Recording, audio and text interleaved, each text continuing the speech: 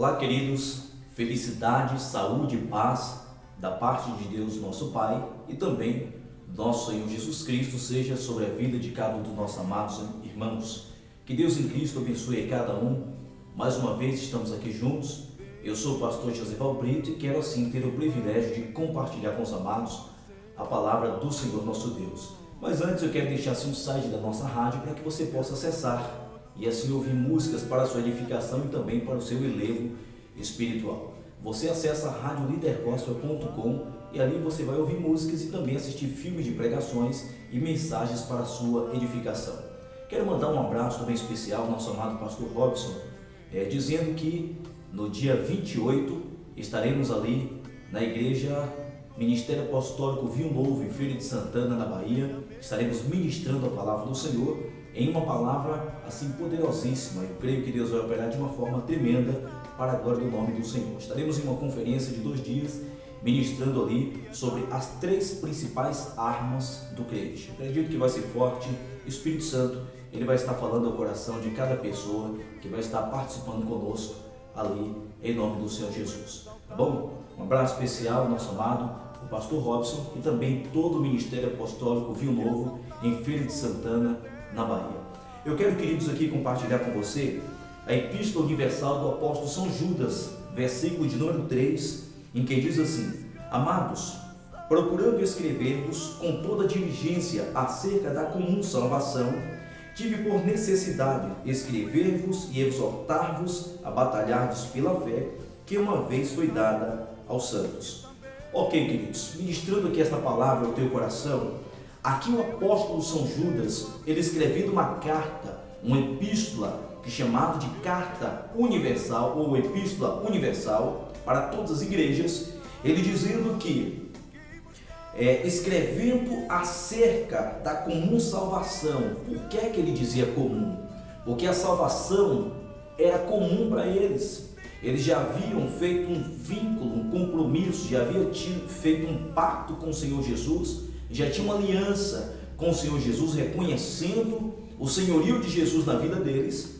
E ele escrevendo assim, quando ele diz: Amados, procurando eu escrever-vos com toda diligência, ele dizendo, eu estava escrevendo com toda diligência, com toda delicadeza, com toda persistência acerca da comum salvação. Ele diz: tive por necessidade escrever-vos e exortar-vos a batalhardes diligentemente pela fé que uma vez foi dada aos santos.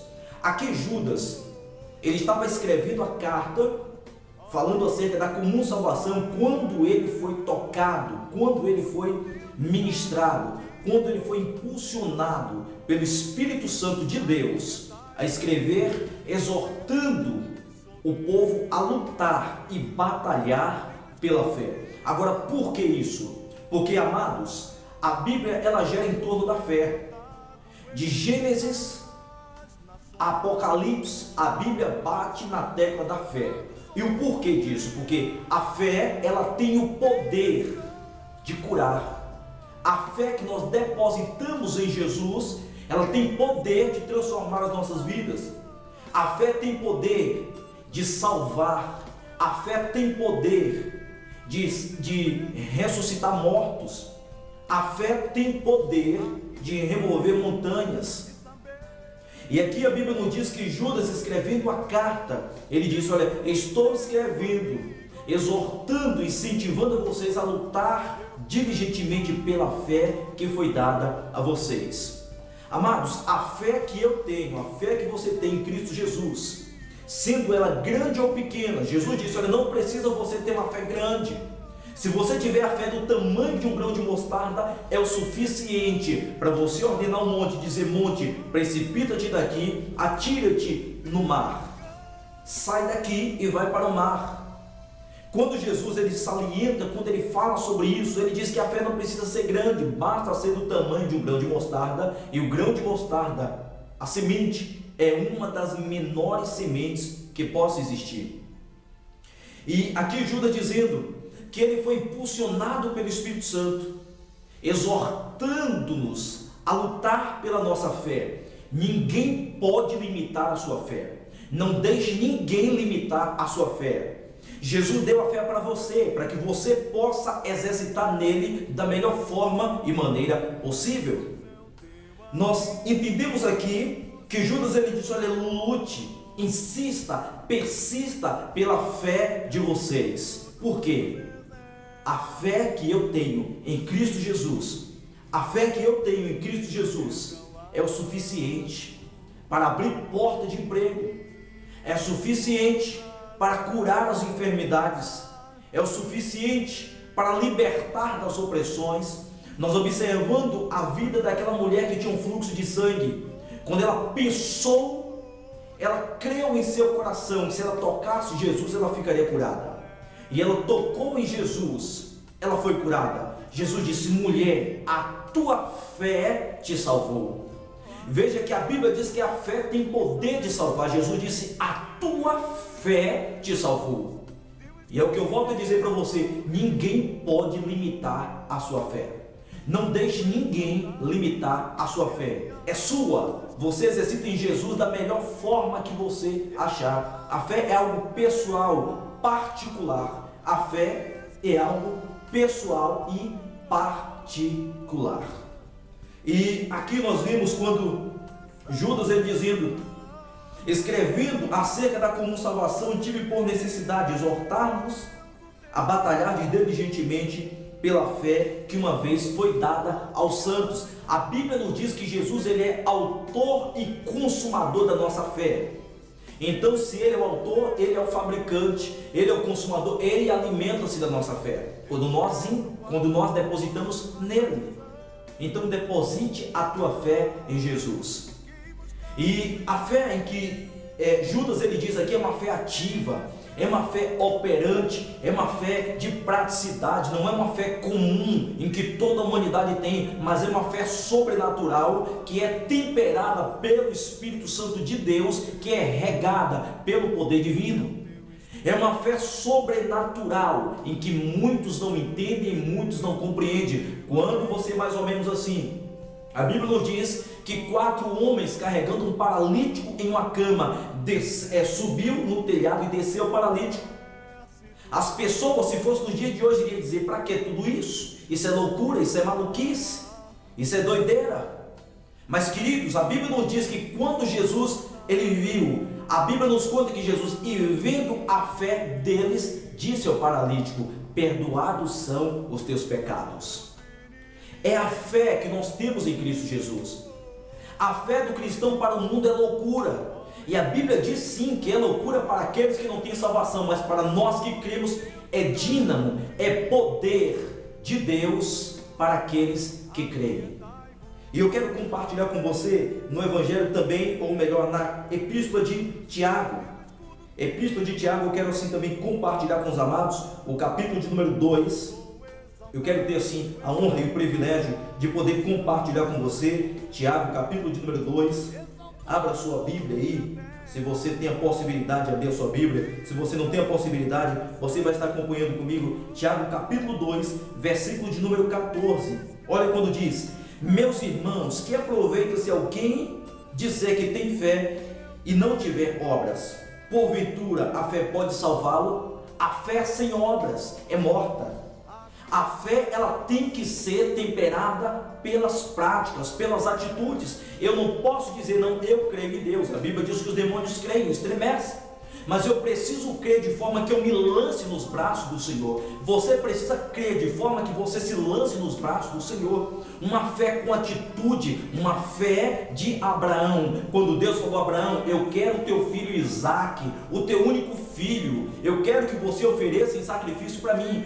Nos dias de hoje era loucura para a humanidade, queridos, um pai de família pegar o seu filho e levar para um monte para sacrificar. As pessoas iriam dizer: olha, eu vou chamar o conselho tutelar, eu vou chamar a polícia, eu vou chamar as autoridades, porque você vai matar uma criança. Mas queridos, não que isso, Deus ele venha fazer isso no dia de hoje, porque não é necessário, mas era uma forma de provar Abraão, como Deus ele tem provado a tua fé. Deus ele não tenta, mas ele prova com a intenção de aprovar. E Deus provou a Abraão, pedindo a Abraão seu filho. Abraão, ele não hesitou, ele disse: Senhor, é teu, tu me deu, eu devolvo ao Senhor. Quando Abraão estava para sacrificar o menino, Deus viu, honrou a fé de Abraão e disse para ele: Abraão, sei que tu temes a Deus e que tu não te negado o teu filho. Deus, ele providenciou para Abraão cordeiro para o sacrifício. É uma fé ativa. Fé sem ação, fé sem atitude, é uma fé morta. É mais ou menos assim: se o seu esposo, se os seus filhos, seu esposo, suposição, seu esposo vive na prática das drogas, seu esposo, melhor dizendo, ele é usuário de cachaça, os seus filhos é usuário de droga, seus filhos vivem no pecado, ore pelos seus filhos, unja. Pegue a Bíblia, tire do papel e coloque em prática. Pegue o óleo ungido, unja teu esposo, unja teu filho, lance a palavra profética e creia que Deus vai honrar a tua palavra e a tua fé. Só depende de você e de mim. É questão de crer. É questão de acreditar, de confiar, de se lançar nos braços de Deus e dizer: Senhor, contigo é tudo ou tudo. Então eu quero o tudo do Senhor e eu me lanço nos teus braços. É questão de crer, é questão de acreditar. E Tiago dizendo: e se um irmão ou irmã estiver nu, estiver em falta de mantimento cotidiano, e algum de vós disser: ide em paz, aquietai-vos e fartai-vos, não lhe derdes as coisas necessárias para o corpo, que proveito tem isso? Como é que eu posso colocar a minha fé em ação quando vem alguém me pedir ajuda?